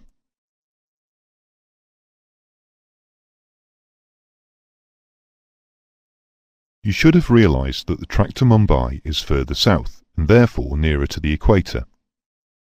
The temperature is likely to be hotter. For the same IAS, this will give a greater TAS. The ground speeds are close but not identical. As before, you would expect that because of the effect of wind. And the one-engine fuel burns are slightly different, again because of the temperature difference. The computer then compares these one-engine fuel burns with the normal route fuel, and in this case, no additional fuel is required. Strictly, this should be called additional fuel, and critical fuel should refer to the one-engine fuel burn, but the meaning is obvious here. And finally, in Block 1, we have our fuel burns for the two-engine case at flight level 100. For this aircraft, they are very slightly less than the single-engine case. We now move to Block 3. This gives us the predicted fuel at equal time point 1. If we have no contingency fuel, it is 17,083 kilograms. However, if we have all the contingency fuel remaining, we will have 17,956. Block 4 tells us that no allowance has been included for anti-icing. Again, no surprises there. We are close to the equator. However, there is a 4.1% factor included for the performance degradation of this particular aircraft. This figure will have been established from past flights. Now let's look at Block 2A. This is the equivalent of Block 2, but for equal time point 2. Note that equal time point 1 was at about 16 north, but this is at 11 north. This is what you would expect from looking at the route. It's between Mumbai and Malé. Look at the safety altitudes for these two. Mumbai's is 7,700 as before, but why do you think Malé's is so low? You should be able to work it out.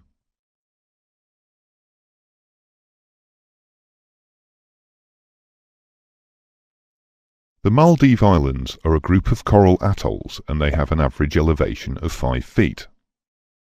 The highest elevation on the islands is 8 feet. 300 feet has been added to cover unknown buildings, and then a 1,000-foot safety factor has been applied to give 1,300 feet. Let's check that the tracks look sensible. From equal time point 2 to Mumbai should be 031, and to Malé should be 142. They look all right.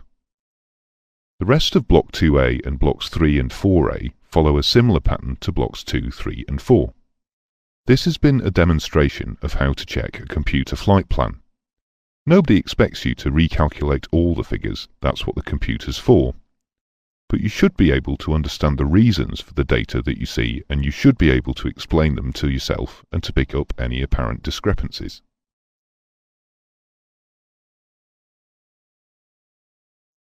You'll remember that we said at the start of this lesson, in discussing suitable aerodromes, that they have to be available from 1 hour before they might first be needed until 1 hour after they might last be needed.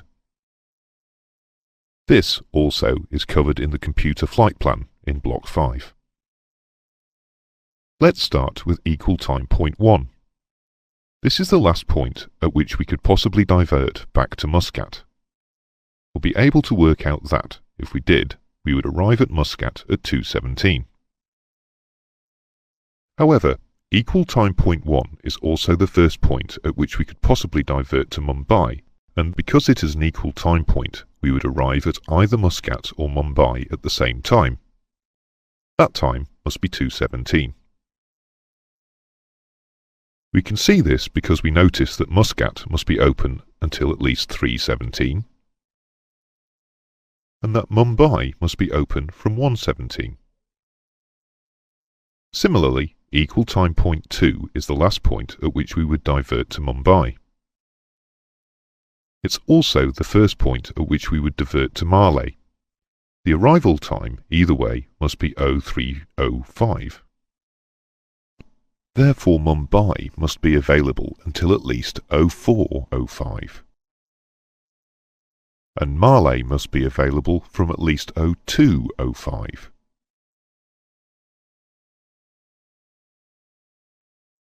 Let's summarise this lesson. ETOPS is a regulatory framework to control the conduct of operations of twin-engined aircraft when their route takes them a long distance from the nearest diversion. Under EASA rules, unless specially authorised by the controlling authority, a Performance Class A public transport twin-engine aircraft shall not fly a route that takes it more than 60 minutes flight time at its one-engine outspeed from an alternate. ETOPS is defined as those operations intended to be, or actually, conducted by twin-engined aircraft over a route that contains a point further than 1 hour's flying time in still air at the normal one-engine inoperative speed from an adequate aerodrome. The regulation and control of ETOPS flights is extremely stringent. Each operator requires individual ETOPS approval from its National Aviation Authority, and only certain approved aircraft types can be authorised. An adequate aerodrome is one selected by the operator and listed in the Company Flight Operations Manual, whereas a suitable aerodrome is one selected by the commander of the flight from the list of adequate aerodromes. The minimum equipment list requirements are more stringent than normal operations, and the calculation of critical points becomes extremely important. Make sure that you are familiar with the use of the Jeppesen graph. Although any ETOPS operator would in fact provide the pilots with computer-generated calculations, possibly including several alternates. It is necessary to establish what the critical fuel is and whether an uplift of additional fuel is required. You need to be familiar with the use of the critical fuel graphs on pages 73 and 74 of CAP 697, and the area of operations table on page 75. And the in-flight diversion graph on page 76. These are all examined. We finished by looking at an ETOPS computer flight plan to bring these ideas together and to show you how to give the flight plan a quick common sense check. And we emphasised that any suitable aerodrome must be available from 1 hour before it might be first needed until 1 hour after it might last be needed.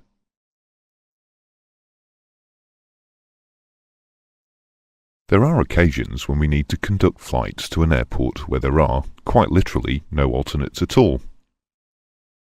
The most obvious example is an isolated island airport surrounded by ocean with no nearby airfield.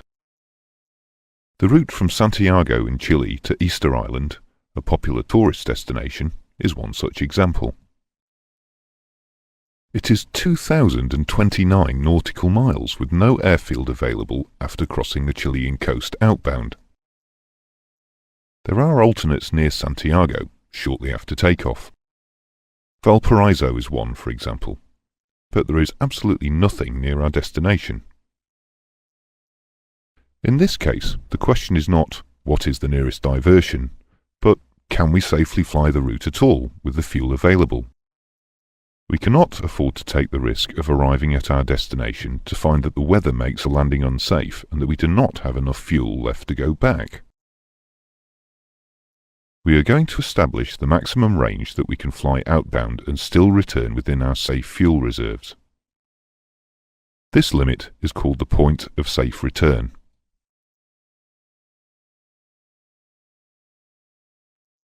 Let's look at this idea in more detail. Here is a continent or large landmass. Here is our departure airport with a nearby alternate. And here is our island destination. Let's assume that the aircraft has a total endurance to tanks dry of 11 hours. However, we don't operate down to dry tanks.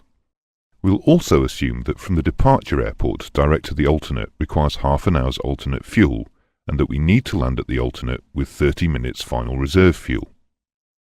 If we go out and back along the route, we must return to the departure airport with a minimum of 1 hour's fuel. We'll disregard contingency fuel in order to keep the explanation simpler. This means that we have a maximum of 10 hours fuel to use on the outbound and homeward flight. Our question is, how far can we go outbound and still return with 10 hours fuel? Shortly before we get to that point, we make a last check on the weather and also confirm that the runway is not blocked. If the answers are unsatisfactory, we turn back. If everything appears in order, we proceed. But we had better be right, because once we pass beyond the point of safe return, we cannot get back with our safe fuel reserves. Let's assume that our aircraft has a true airspeed of 300 knots. In still air, the time and distance to the point of safe return are obvious. It will be 5 hours out and 5 hours back again. At 300 knots, this will be 1500 nautical miles. We do not consider the time taken in the turn to be significant. Turning through 180 degrees at rate 1, 3 degrees a second, takes only 1 minute. This is negligible compared with the total flight time. The still air case was easy, but what if there had been a head or tailwind component, as there usually will be? We can develop a general solution, whatever the wind component, by the use of algebra.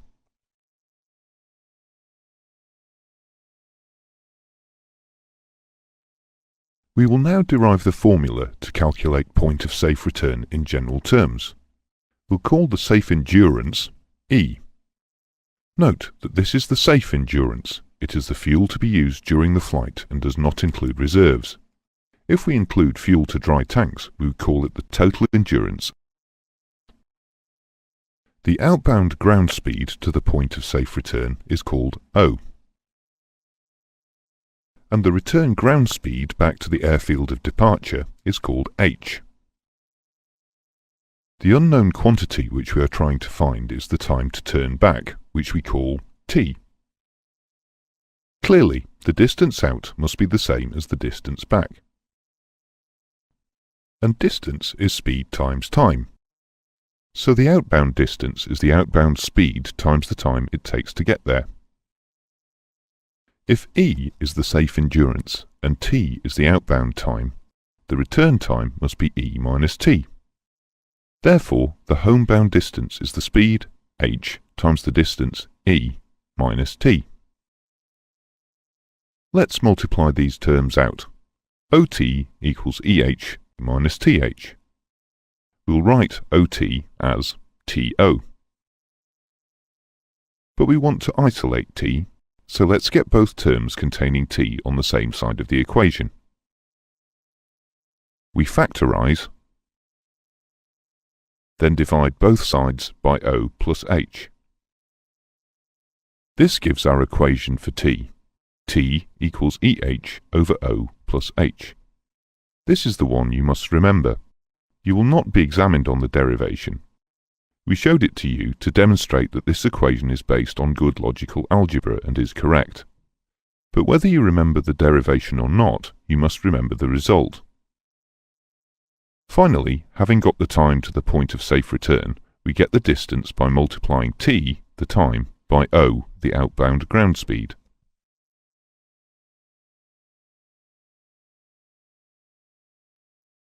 Point of safe return used to be called point of no return, and often still is. You can see why. Up to this point we can return safely, so point of safe return is a good name.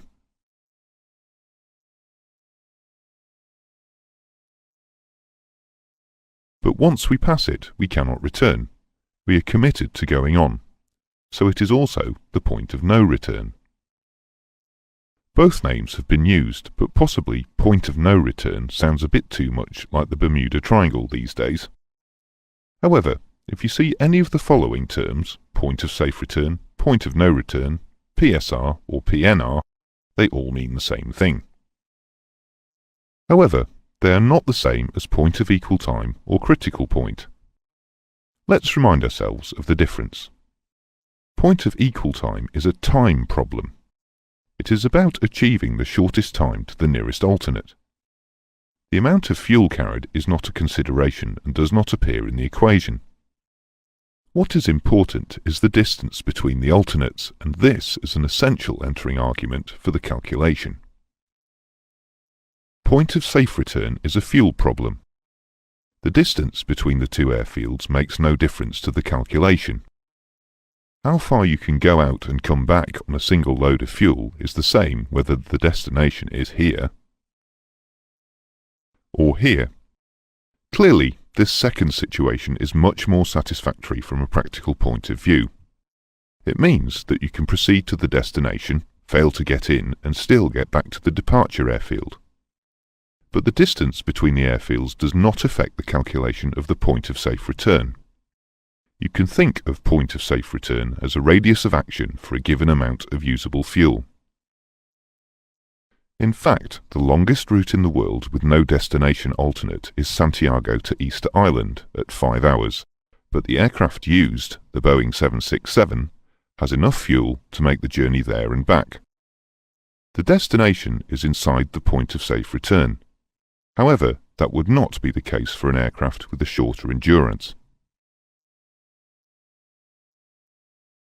Because the formulae for point of safe return and point of equal time are so similar, it is easy to confuse them. However, there are important differences. A point of equal time situation is an emergency, often following an engine failure. The flight may have to be carried out at whatever altitude is safe or can be attained, which may be non-standard for the direction. A point of safe return is not an emergency. It is a regular plan for that route to cover the case of weather being out of limits or the runway being blocked. The procedure may have to be invoked quite often, depending on the frequency of bad weather in the region. Also, the route is flown at normal planned flight levels, including the correct semicircular for the direction. Be sure that, in any exam question, you understand what is being asked. Remember that point of equal time questions often include unnecessary endurance information, and point of safe return questions often include unnecessary distance information. Examiners are like that. Let's now apply the basic point of safe return equation to some numbers and see what the effect of wind is. We'll start with the still air case. We will assume that we have a total endurance of 11 hours, but that we need to keep half an hour for alternate fuel and another half hour for final reserve fuel. Our safe endurance is therefore 10 hours. As before, we'll disregard contingency fuel in order to keep the sums simple. Our true airspeed is 300 knots. Get the basic equation down and then start substituting into it. T equals EH over O plus H. E is 10 hours and H is 300 knots. Put them in. So, 10 times 300 over 600 is 5 hours. This is what logic and common sense tells us must be right for the still air case. 5 hours at 300 knots comes to 1500 nautical miles.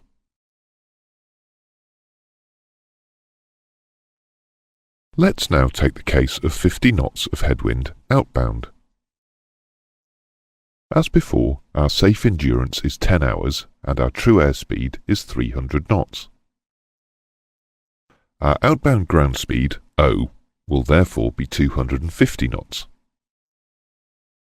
When we turn round and come home, the headwind becomes a tailwind, making H, the homebound ground speed, 350 knots. Here's the basic equation again. T equals EH over O plus H.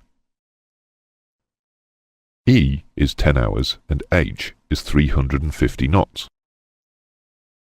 And O is 250 knots. 10 times 350 over 600 is 5.833 recurring hours, or, more sensibly, 5 hours and 50 minutes. 250 knots for 5 hours 50 comes to 1458 nautical miles. The effect of a headwind has been to reduce the distance to the point of safe return. What about 50 knots tailwind? As before, our safe endurance is 10 hours and our true airspeed is 300 knots. With 50 knots tailwind, our outbound ground speed, O, will be 350 knots. When we turn round and come home, the tailwind becomes a headwind, making H, the homebound ground speed, 250 knots. Back to the basic equation, T equals EH over O plus H. E is 10 hours and H is 250 knots. And O is 350 knots. You do the calculation this time. Don't click onto the next scene until you've got a result for both T and for the distance to the point of safe return.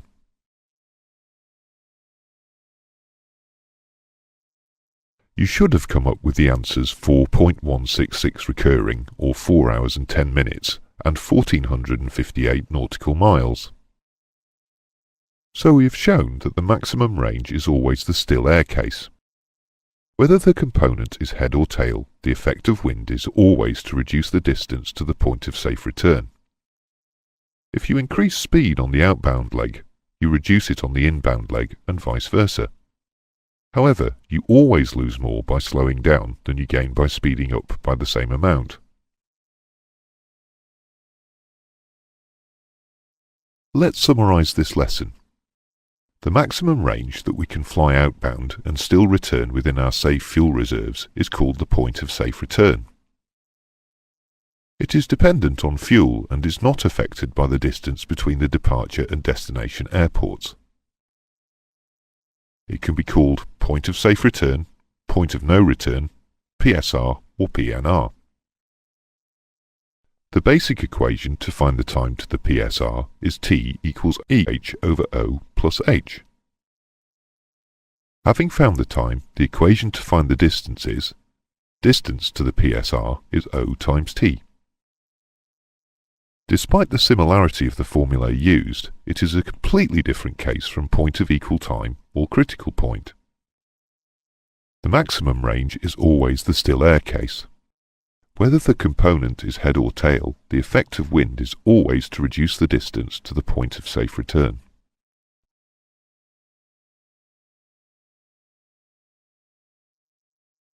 In this lesson, we'll start by checking that we can use the basic point of safe return equation. Here is a typical question. Your total endurance is 7 hours and 40 minutes. Required reserves are 1 hour and 40 minutes. The true airspeed is 200 knots. The distance from departure to destination is 1200 nautical miles. The outbound wind component is 30 knots tail. Assume that the wind remains constant. What is the time and distance to the point of safe return? These are the possible answers. Don't click onto the next scene until you have the answers.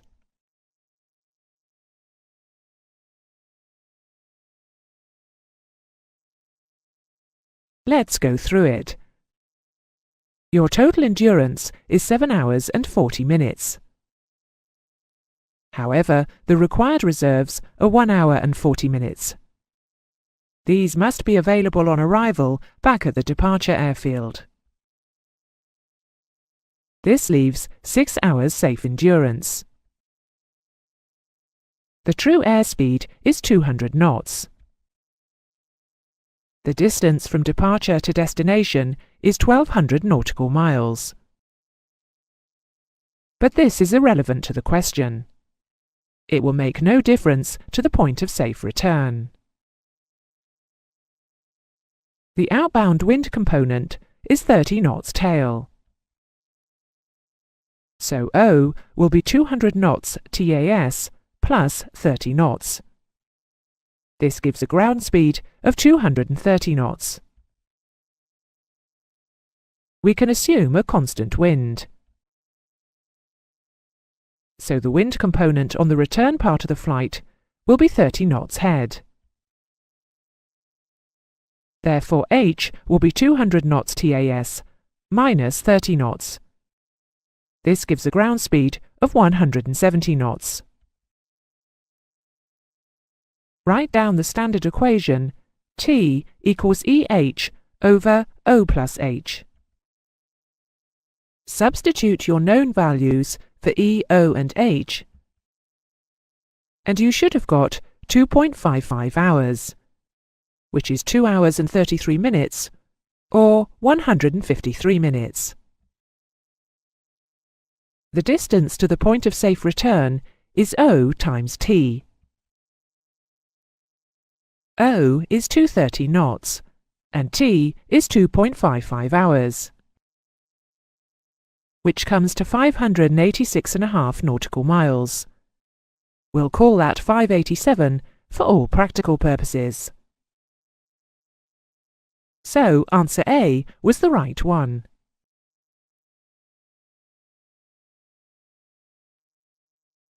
These basic equation questions are fairly straightforward. There are only 2 points to watch out for. One is, don't use the point of equal time formula for a point of safe return question, but we have covered that. The other is if you are given a wind velocity instead of a wind component. The geometry of the triangle of velocities does not always give a tailwind component of the same value as the headwind reversed. You have to solve the triangles with a navigation computer in both directions.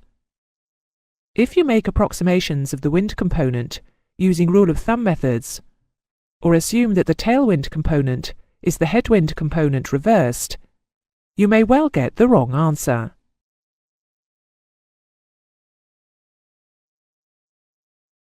All the solutions that we have seen up till now make the assumption that the fuel is used at a constant rate and that endurance is linearly related to fuel contents. This may be unrealistic. This would assume that a fuel graph, or how goes it, as it is often called, takes this form, with a straight line graph of fuel against time or distance. In fact, a practical how goes it usually looks more like this. There is an initial steep slope, because the climb is usually carried out at maximum continuous power. Whilst once at top of climb, it is normal to set long-range cruise. So the fuel flow rate is higher. In addition, the aircraft is usually climbed at a slower speed than in the cruise, so the distance covered in the time is less. Once at top of climb, the aircraft is heavier than it will be later in the flight when some fuel has been burnt. The fuel flow per nautical mile will therefore be greater. If the aircraft is flown using a constant power setting, the speed will be slower in the early part of the flight, whilst if the aircraft is flown at a constant speed, more power and therefore more fuel will be needed whilst the aircraft is heavy. However, as the weight reduces, the kilograms per nautical mile will increase, and the slope will reduce. There is another reason why the fuel flow may not be constant. Point of safe return procedures are not an emergency, and they will therefore be flown at the correct semicircular flight level to conform to air traffic control regulations. Even if all other factors were equal, we would expect the true airspeed and fuel flows to be different on the outbound and return legs.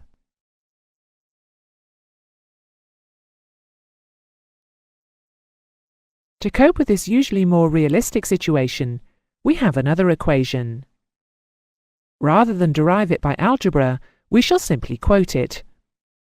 We will then do a worked example, and the way that it works will become obvious. D is the distance to the point of safe return. F is the safe fuel. This is quoted in kilograms or pounds or gallons, or whatever units are used for that aircraft, not in time. As it is the safe fuel, it does not include the reserves. If the reserves were included, it would be called total fuel. CO is the specific ground range outbound. Specific ground range is fuel used per nautical ground mile. CH is the specific ground range homebound. The formula to be used is D equals F over CO plus CH. Now let's see how it is used.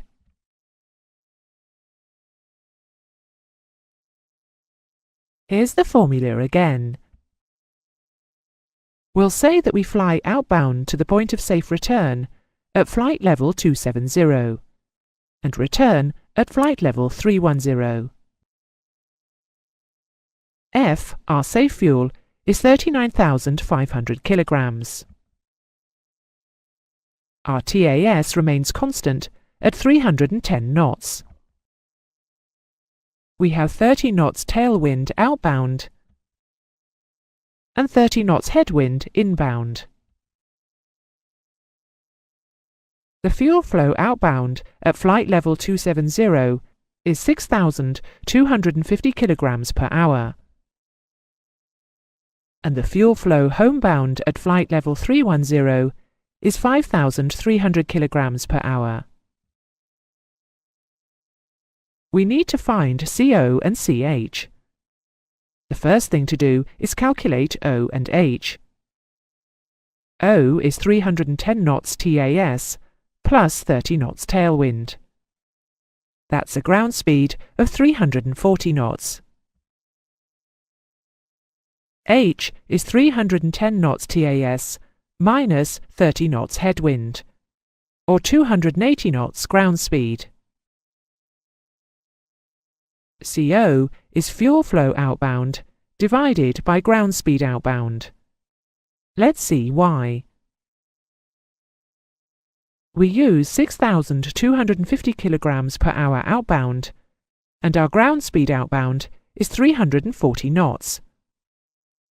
However, another way of describing ground speed in knots is that it is nautical ground miles per hour.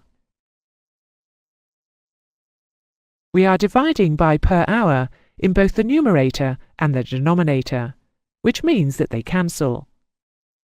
The answer is 18.382 kilograms per nautical ground mile. We apply a similar logic to CH. It is 5,300 kilograms per hour homeward, divided by 280 knots ground speed home. Again, the per hours cancel, this time giving us 18.929 kilograms per nautical ground mile. So, CO plus CH, the bottom line of our equation, comes to 18.382 plus 18.929 kilograms per nautical ground mile, which totals 37.31 kilograms per nautical ground mile in both directions. Let's draw in 1 nautical ground mile. Here it is. We use 18.382 kilograms flying out and another 18.929 kilograms flying back, making a total of 37.31 kilograms there and back. So all we have to do is see how many times we can fit 37.31 kilograms into 39,500 kilograms, which is all of our safe fuel. It comes to just over 1,058 nautical miles. So now that we have the distance, we can find the time from the ground speed outbound. The time will be this distance divided by O, which is 340 knots.